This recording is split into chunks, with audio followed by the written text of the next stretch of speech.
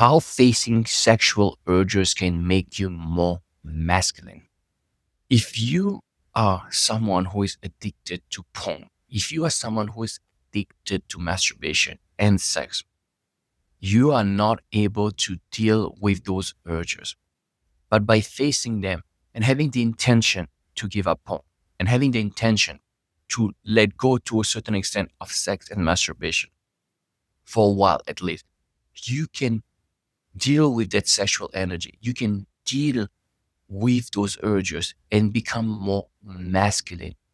David Data, the author of The Way of the Superior Man, explains that a man should not be controlled by his ejaculation. It's the other way around. A man should be in control of his ejaculation. So when you are wasting that energy with porn, with masturbation, with sex, you are never able to become that superior man, that superior masculine man, because you are completely at the mercy of your sexual urges and your porn urges.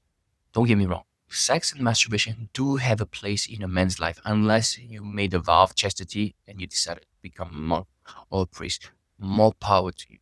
But for us laymen, we should not forsake sex and masturbation. There is a time and place for sex and masturbation. There is no time and no space for porn in a man's life. But sex and masturbation do have a place in moderation, and it should not be a priority in a man's life. More importantly, the more you are able to transmute that sexual energy, the more you will be able to be more spiritual, to achieve greatness, to be more masculine, to be more in control, and to enjoy that freedom that can lead to greatness and lead to a lot of spiritual gains. And you can become a masculine man who is more assertive, who is more of a leader instead of a follower. You don't see a person like Jocko Willink giving in to all his sexual urges. You don't see necessarily a person like David Goggins and see him indulging in all those sexual urges. Of course they do, but I don't see either one of them watching porn. Porn is not a masculine thing. Porn does not make you more alpha.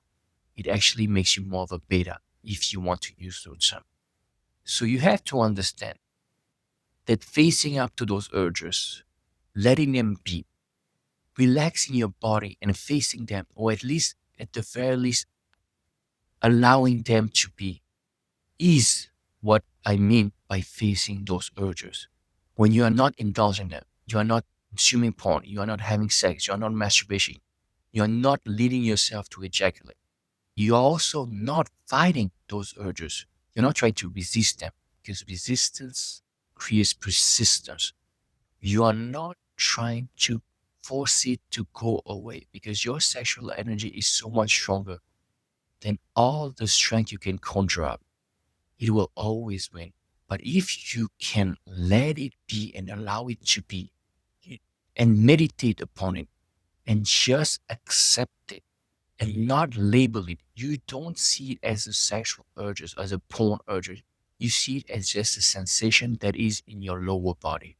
And that sensation, when you can just allow it and relax your body to it, breathe in, breathe out, will fade of its own accord. And the more you do so, the more your letting go muscle will grow. And the easier it will be to let those urges go. Not only that, those urges will come less frequently. And when they come, they will be so weak in intensity, and your letting go muscle will be so strong, they will just fade like this. And that is where you can enjoy freedom. Freedom from desire, not freedom to desire. That is when you can become a more masculine man, a superior man, if you will.